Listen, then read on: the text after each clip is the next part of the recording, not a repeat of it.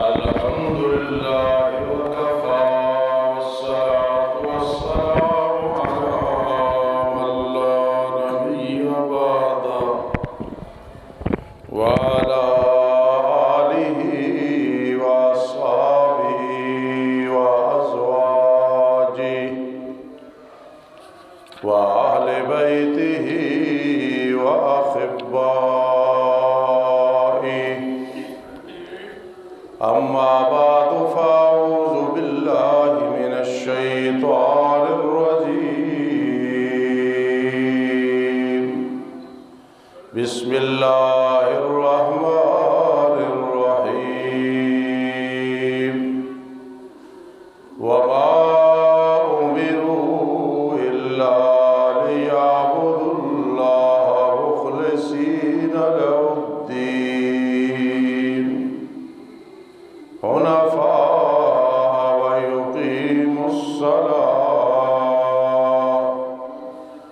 ويؤتوا الزكاة وذلك دين القيمة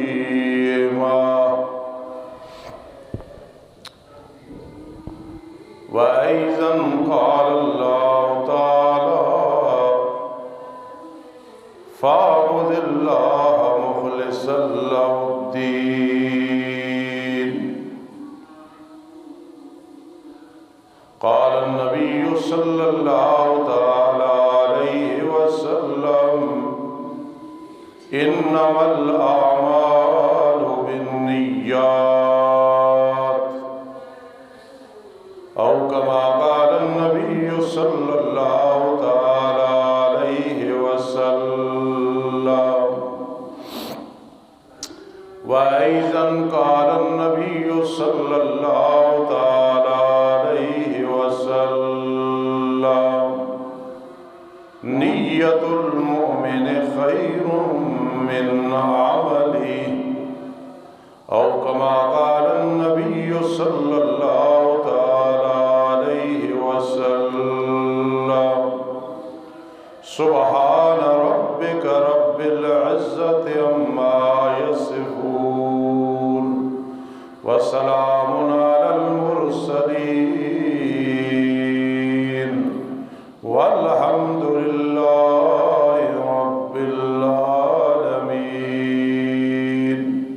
اللهم صل على سيدنا محمد وعلى آل سيدنا محمد أفضل صلواتك بعدد معلوماتك وبارك وسلم عليه. حدیث سے جبرائیل کر کے مشکاہ شریف لیا پہلی حدیث.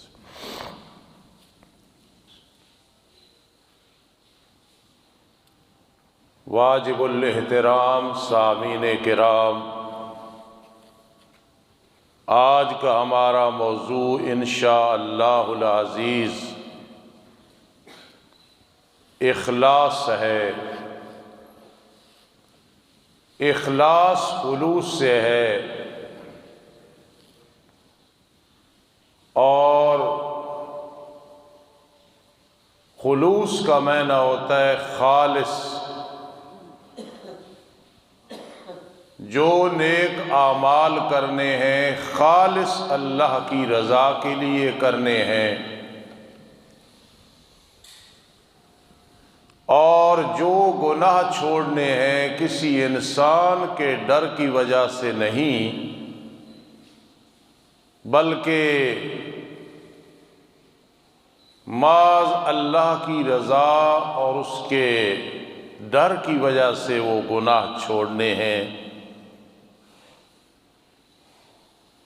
یہ اخلاص ایسا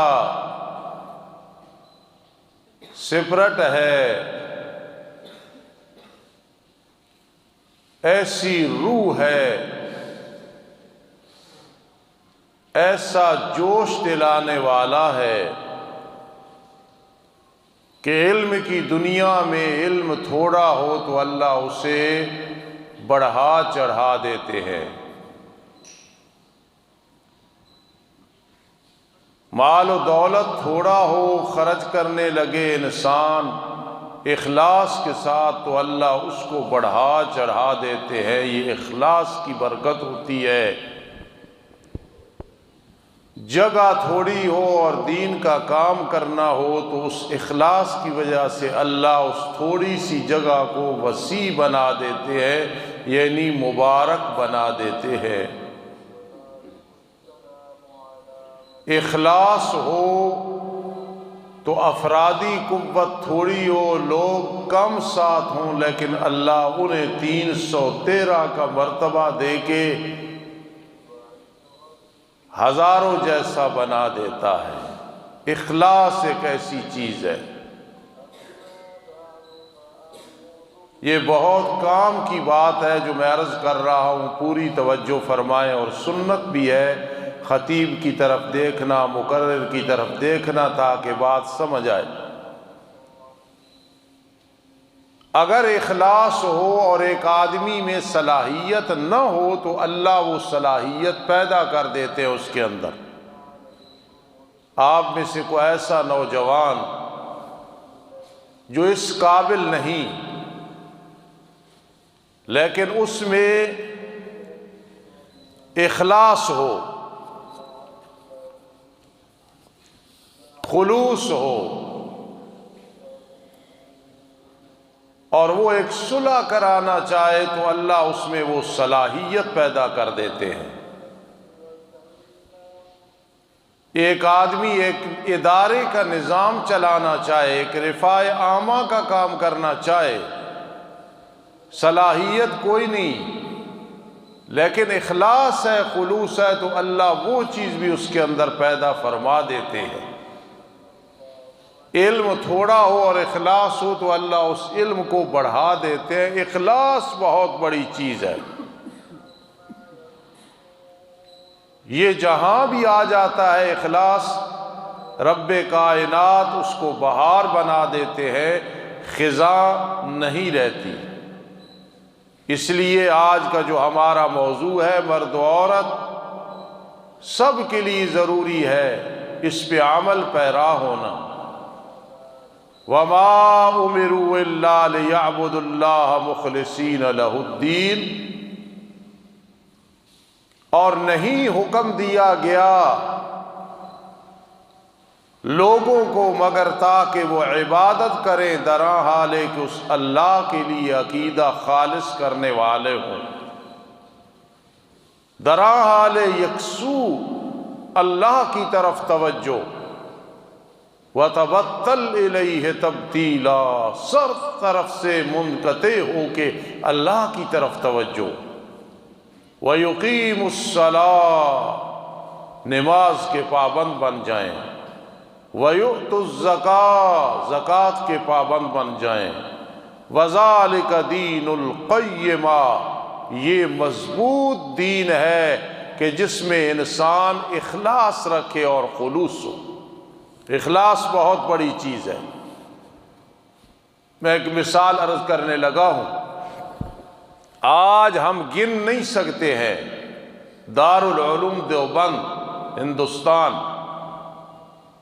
اس کے ابناء کو، اس کے شاگردوں کو ہم گن نہیں سکتے ہیں، شہید بھی کیے گئے،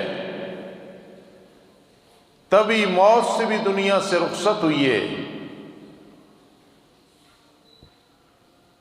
اتنا کام ہوا دارالعلوم دیوبند کا کہ سچی بات ہے، اگر آپ مسلک دیوبند کو دیکھیں تو وہ تو ہے ہی علماء دیوبند کا گلشن۔ اہل حدیث حضرات، بریلوی حضرات، اگر ان کے بڑے بڑے اساتذہ کو دیکھیں، ان کے بڑے بڑے بزرگوں کو دیکھیں، وہ ہمارے بھی بزرگ ہیں، ہمارے بھی بھائی ہیں، تو ان کی کڑی بھی آخر میں جا کے دارالعلوم دیوبند کے ساتھ ملتی ہے۔ اس لیے علامہ احسان الہی ظہیر رحمہ اللہ فرماتے تھے، میں نے خود سنا اپنے کانوں سے، کہ کہ امام ابو حنیفہ رحمہ اللہ کی گستاخی کرنا تو بہت بڑا گناہ ہے، تصور کرنا بھی بہت بڑی بد اخلاقی ہے اور بری چیز ہے۔ اس لیے دارالعلوم دیوبند کے بانی قاسم نانوتوی رحمہ اللہ تعالی، ان میں اتنا اخلاص تھا کہ آج یہ چھوٹے سے گلشن میں آپ بیٹھے ہیں، پورے شہروں میں دیکھ لیں، پنجاب میں، سرحد میں، بلوچستان میں، سندھ میں، ہر علاقے میں آپ کو ادارے نظر آئیں گے۔ یہ اس خلوص کی برکت ہے۔ میں نے دیکھا ہے کہ ایک عالمہ فاضلہ بچی اخلاص آیا، گھر میں کام شروع کیا، اللہ نے اسے جامع بنا دیا۔ ایک طالب علم کو خیال آیا علم کم ہے، بیٹھ گیا قرآن کی خدمت کے لیے، اللہ نے اس جنگل کو منگل بنا دیا۔ ایک عام سے آدمی کو خیال آیا ادارہ بنانا ہے، اللہ نے اس کے خلوص کو ایسا پسند کیا کہ دنیا بھی بن گئی، آخرت بھی بن گئی۔ ایک آدمی میرا شاگرد ہے، اللہ اسے خوش رکھے، وہ کہتا ہے استاد جی ایک دور میں میرے پاس پرانا سا موٹر سائیکل ہوتا تھا، قربانی کی کھالیں اکٹھی کرتا تھا یتیموں اور بیواؤں کے لیے، خلوص دل میں تھا۔ آج اربوں کی جائیداد ہے جس میں وہ رفاع عامہ کا کام کر رہا ہے، بچے حفظ کر رہے ہیں، بچیاں حفظ کر رہی ہیں، کتنے بیوائے یتیم اور مسکین پل رہے ہیں۔ یہ ذہن بنا لو، اخلاص ہوگا، نورانی قاعدہ پڑھاؤ گے ثواب ملے گا۔ بخاری شریف پڑھانا بہت بڑا کام ہے، درس دینا بہت بڑا کام ہے، اخلاص نہیں کوئی فائدہ نہیں۔ اخلاص ہوگا تو ہر کام کو اللہ پاک دن دگنی رات چگنی ترقی عطا فرما دے۔ خدا را اخلاص رکھو، اخلاص نہیں تو پوری رات ماں باپ کو مٹھیاں بھرنی مجبوری سمجھ کے، کسی ڈر کی وجہ سے، لالچ میں آ کے کہ یہ کل زمین ساری میرے ساتھ لگوا دیں گے، بیان دے دیں گے پٹواری کو، میری دنیا بن جائے گی، کوئی فائدہ نہیں ہوگا، دنیاوی لالچ۔ لیکن اگر 5 منٹ مٹھیاں بھریں، دعائیں لے لیں، اخلاص اللہ کی رضا کے لیے، تو اس کا فائدہ ہوگا۔ بار بار دل میں یہ بات سوچا کرو، اخلاص اخلاص اخلاص اخلاص، خلوص کے ساتھ خلوص کے ساتھ خلوص کے ساتھ، بس اللہ کی رضا مقصود ہے۔ اکابرین علماء دیوبند فرماتے ہیں اگر کوئی مولوی دیکھنا چاہے کہ میرے اندر خلوص ہے یا کہ نہیں، اس کا مدرسہ چمکتا دمکتا ہوا کام کر رہا ہو، مسجد آباد ہو، ضرورت کے تحت قریب میں مدرسہ بن گیا یا مسجد بن گئی تو اسے بہت زیادہ خوشی ہو۔ یار کئی لوگ یہاں نہیں آتے تھے نماز پڑھنے کے لیے، سستی کرتے تھے، اب وہاں نماز پڑھیں گے، تقریریں سنیں گے، بچے پڑھیں گے۔ فرما اگر یہ کیفیت ہو تو پھر مطلب ہے اس کے اندر خلوص ہے، اور وہ یہ کہے کہ میری شہرت میں فرق آئے گا، میرے مدرسے کی آمدن میں فرق آئے گا، اس کو لے کے چلے گا تو خلوص نہیں ہوگا۔ ایک ادارہ ہے، جامع ہے، بچیوں کا مدرسہ ہے، ساتھ اور مدرسہ ہے، اگر خلوص ہے تو اس کی وجہ سے بھی خوش ہوں گے۔ رفاع عامہ کا کام ہو رہا، ایک اور فاؤنڈیشن بن گئی، وہ بھی رفاع عامہ کا کام کر رہے ہیں، اگر اخلاص ہوگا تو خوشی ہوگی، نہیں ہوگا تو پھر تنگی محسوس ہوگی۔ اسی لیے میرے آقا علیہ السلام نے فرمایا انما الاعمال بالنیات، عملوں کا دار و مدار نیتوں کے ساتھ ہے، نیت خالص ہوگی تو ٹھیک ورنہ نہیں۔ ہاں گناہ میں نیت صحیح بھی ہو اس کا کوئی فائدہ نہیں۔ مثلا ایک آدمی چوری کرتا ہے، کیوں کرتا ہے کہ چوری کر کے کچھ لوگ غریب ہیں، یتیم ہیں، مسکین ہیں، ان پہ خرچ کروں گا، چونکہ گناہ ہے، اخلاص نے کوئی فائدہ نہیں دیا۔ اور ایک آدمی کماتا ہے اس لیے کہ اللہ برکت دے گا، میں غربا کو کھلاؤں گا، یہ اخلاص ہے، اس کا فائدہ ہوگا۔ ایک آدمی نے خوشبو لگائی، کوئی نیت نہیں کی، ثواب نہیں ملے گا۔ عام سی خوشبو یا خاص لگائی، نبی علیہ السلام کی سنت سمجھ کے لگائی، اس اخلاص کی وجہ سے اسے 100 شہیدوں کا ثواب مل جائے گا۔ اگر میں یوں اس کو تعبیر کروں، عمل کی دنیا میں بس یہ لفظ ہونا چاہیے، اخلاص اخلاص اخلاص اخلاص اخلاص اخلاص، مخلص مخلص مخلص۔ پورے قرآن مجید کا خلاصہ کیا ہے؟ فَاعْبُدِ اللَّهَ مُخْلِصًا لَهُ الدِّينَ، عبادت اللہ کی کرنی ہے اور خالص اس کی رضا کے لیے کرنی ہے۔ اشاعت التوحید و سنہ والے ترجمہ کرتے ہیں جو قرآن کے خادم ہیں، فَاعْبُدِ اللَّهَ اے فَادْعُ اللَّهَ، فَاعْبُدِ اللَّهَ کا مطلب ہے فَادْعُ اللَّهَ، پکار صرف اللہ ہی کی ہے، نہ نبی، نہ ولی، نہ علی رضی اللہ تعالیٰ عنہ، کوئی بھی پکار کے لائق نہیں ہے، پکار کے لائق اللہ ہے۔ الا للہ الدین الخالص فادعوا اللہ مخلصین لہ الدین۔ اگر نیت خالص نہیں تو آپ ایک کام کرتے ہیں، حکومت کسی سے مانگنی، مجھے دے دو، ایک عہدے پہ لے آؤ، یہ غلط ہے۔ لیکن ایک آدمی دیکھتا ہے کہ یہ انجمن ہے، یا یہ حکومت ہے، یا یہ ادارہ ہے، یا ایک تنظیم ہے، یار یہ کام صحیح نہیں کر رہی۔ ایک آدمی اخلاص کے ساتھ کہتا ہے یہ عہدہ مجھے دے دو، اب شرعی طور پہ جائز ہے، کیونکہ اخلاص مقصد ہے۔ حضرت یوسف علیہ السلام پیغمبر ہے، پیغمبر کے دل میں غنا ہوتا ہے، سب سے بڑی چدراہٹ اس دنیا میں دل میں غنا آ جائے، پھر کروڑوں لاکھوں کی محبت نہیں ہوتی، بس دل میں غنا ہے، اللہ نے غنا رکھ دیا، امیری رکھ دی، یہ بہت بڑی چیز ہے۔ اگر یہ پیدا کرنا چاہو تو قل اللہم مالک الملک تؤتی الملک من تشاء، یہ آیت کریمہ صبح و شام 5 دفعہ پڑھا کرو، اپنے دل کی کیفیت کو ماؤں بہنوں اور آپ حضرات دیکھ لینا کیا کیفیت بنتی ہے غنا کی۔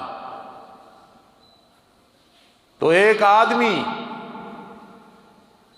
اس کے دل میں غنا پیدا ہو گیا، اللہ نے غنا رکھ دیا، کہاں پہنچ گیا؟ تو یوسف علیہ السلام تو پیغمبر ہے، غنا تھا، لیکن خود فرمان اجعلنی علی خزائن الارض، مجھے بنا دو وزیر خزانہ۔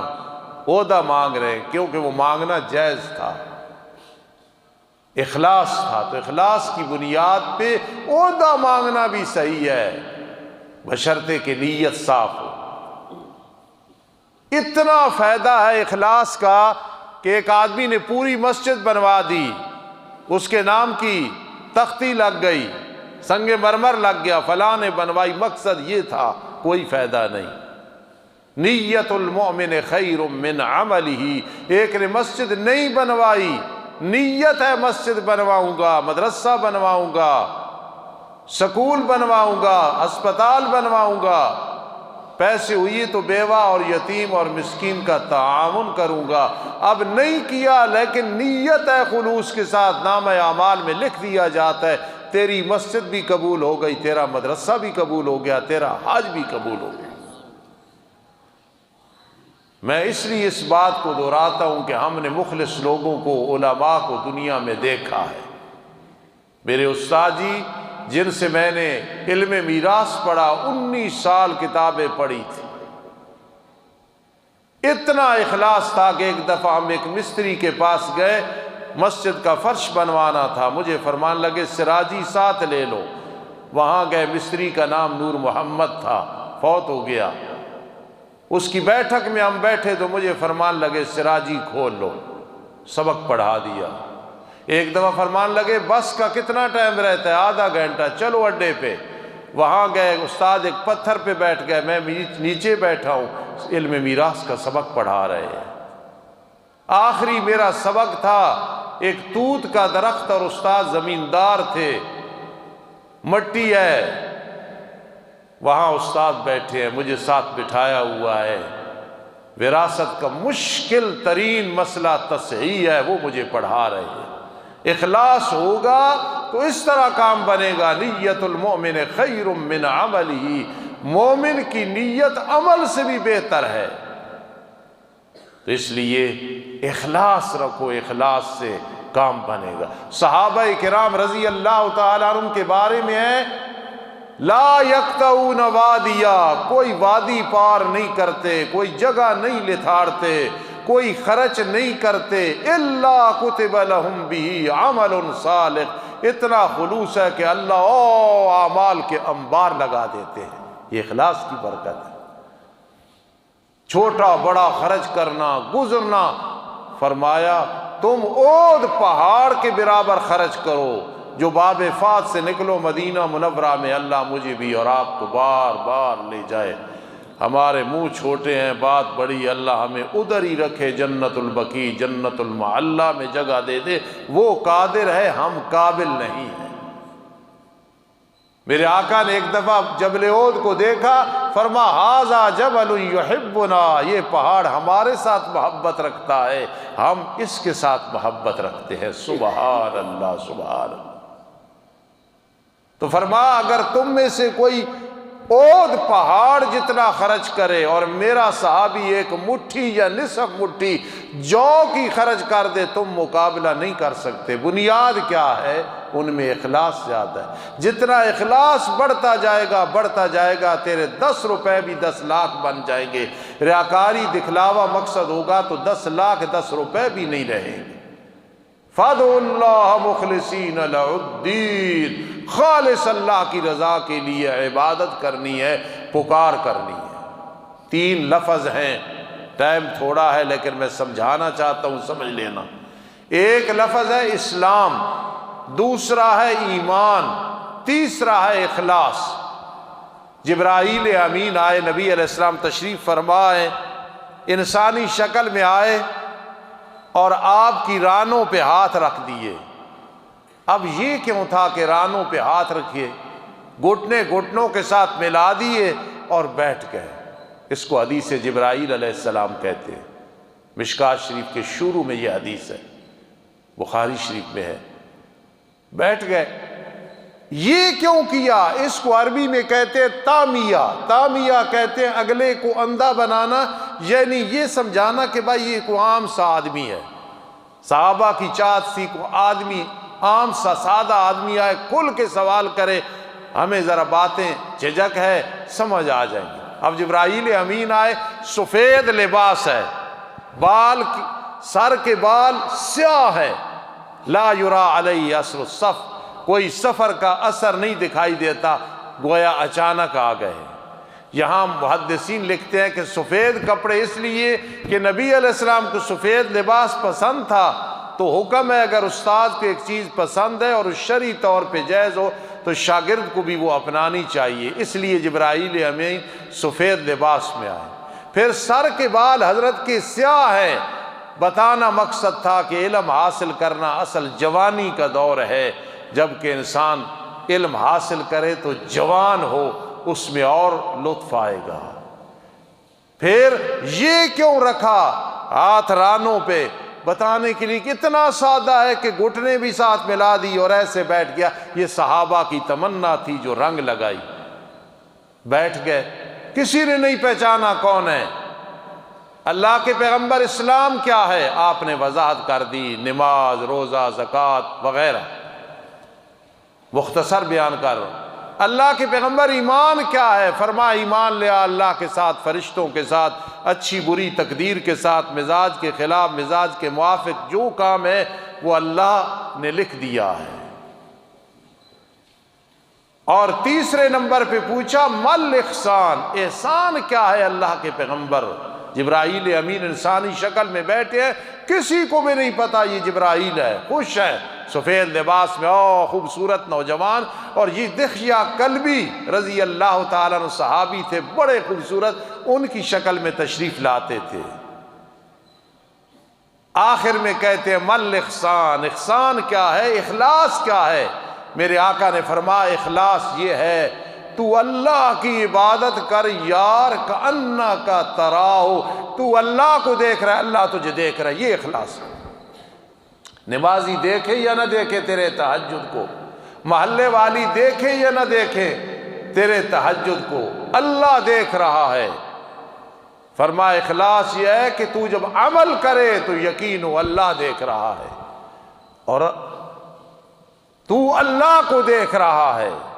فَإِن لَمْ تَكُنْ تَرَاهُ، چلو اگر اتنا ابھی مرتبہ نہیں ملا کہ تو بھی دیکھ رہا ہے تو کم از کم یہ تو سمجھ کہ وہ تجھے دیکھ رہا ہے، چاہے تو نہیں دیکھ رہا، تیرا یقین نہیں ہے، یہ اخلاص ہے۔ پھر کیا ہوگا؟ پھر کسی کی پرواہ نہیں ہوگی۔ لا يخافون لومۃ لائم، ملامت کرنے والوں کا ڈر نہیں ہوگا، مخالفت کا ڈر نہیں ہوگا، پتھروں سے ڈرے گا نہیں، گولیوں سے ڈرے گا نہیں، دھمکیوں سے نہیں ڈرے گا، بہتانوں تہمتوں سے نہیں ڈرے گا، خالص اللہ کی رضا کے لیے وہ کام کرے گا۔ تو میرے آقا نے جب یہ جواب دیا کہ احسان یہ ہے تو اللہ کو دیکھ رہا ہے، اللہ تجھے دیکھ رہا ہے، چل تو نہیں دیکھ رہا تو وہ تو دیکھ رہا ہے۔ اس بات پہ سید بدیع الزمان شاہ رحمہ اللہ فرماتے تھے، میں نے قاضی شمس الدین علیہ رحمت کو کہا جو میرے استاد تھے، شاہ صاحب فرماتے تھے حضرت اسلام پہ بعض فقہا نے کی ہے، قدوری، کنز، ہدایہ، شرح وقایہ، در مختار، رد المختار، تنویر الابصار، اس نے کی ہے، اور ایمان پہ بعض متکلمین نے کی ہے، شرح عقائد، خیالی امور عامہ نے۔ ہاں اب اگلی بات جو آپ کے مقصد کی، تو شاہ صاحب نے فرمایا قاضی صاحب یہ جو اخلاص ہے نا، اس پہ بعض صوفی لوگوں نے کی ہے، اللہ والوں نے۔ مولویوں کے پاس آؤ گے، مجھ جیسا چھوٹا مولوی تو آپ کو ضابطہ بتا دے گا، ضابطہ یہ مسئلہ ہے قاضی صاحب، یہ مسئلہ ٹھیک ہے، لیکن اللہ والوں کے پاس جاؤ گے تو وہ ضابطہ نہیں بتائیں گے، وہ رابطہ بتائیں گے کہ اللہ کے ساتھ رابطہ جوڑ لو۔ تو اخلاص ہے اللہ کے ساتھ رابطہ آ جائے، نکما آدمی بھی کام کا بن جاتا ہے۔ وقت کے نبی ہیں، جا رہے ہیں، وہی آئی فلاں آپ کے امتی نے کہا کہ یہ یار ڈھیر ہے ریت کا، کاش کھانے کا ہوتا، پھر میرا ہوتا نا، میں تو اللہ کے راستے میں دے دیتا۔ اللہ کو اخلاص اتنا پسند آیا، وہی آئی بتا دو اپنے امتی کو وہ ریت کا ٹیلا ہم نے کھانے کا بنا کے، یعنی اپنے حکم کے مطابق تیرے نامہ اعمال میں وہ کھانے کا بنا کے ہم نے قبول بھی کر لیا۔ تو اخلاص ہوگا تو پھر یہ بہت بڑا فائدہ ہوگا۔ تو بدیع الزمان شاہ صاحب سے میرا بڑا پیار تھا، وہ صوفی آدمی تھے، بہت بڑے عالم تھے۔ مجھے فرمانے لگے یار جب میں نے یہ بات بتائی نا تو قاضی شمس الدین علیہ رحمت لیٹے ہوئے تھے، اٹھ کے بیٹھ گئے، فرمانے لگے شاہ صاحب دوبارہ یہ مسئلہ بتاؤ۔ پھر فرمایا میں نے اسی طرح بتایا کہ اسلام پہ بات فقہا نے کی، ایمان پہ بات متکلمین نے کی، اور اخلاص پہ بات اولیاء اللہ نے کی۔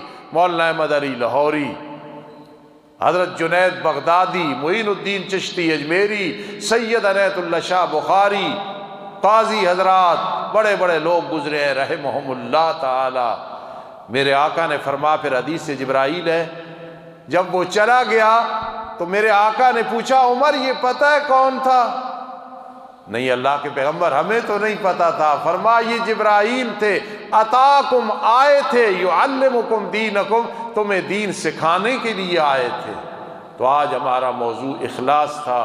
اللہ مجھ عاجز کو بھی نصیب کرے، آپ کو بھی نصیب کرے، پھر ہماری قبر کا سامان بنے۔ ایک وقت آنے والا ہے، صفیں ہوں گی، اوپر نیچے ہوں گی، لاؤڈ سپیکر ہوگا، ہمارے گھر ہوں گے، محلے ہوں گے، لیکن ہم دنیا میں نہیں ہوں گے، قبروں میں پہنچ چکے ہوں گے۔ اگر اخلاص ہوا پھر القبر روضۃ من ریاض الجنہ بن جائے گا، اور اگر نہ ہوا تو حفرۃ من النیران بن جائے گا۔ اللہ اخلاص نصیب فرمائے۔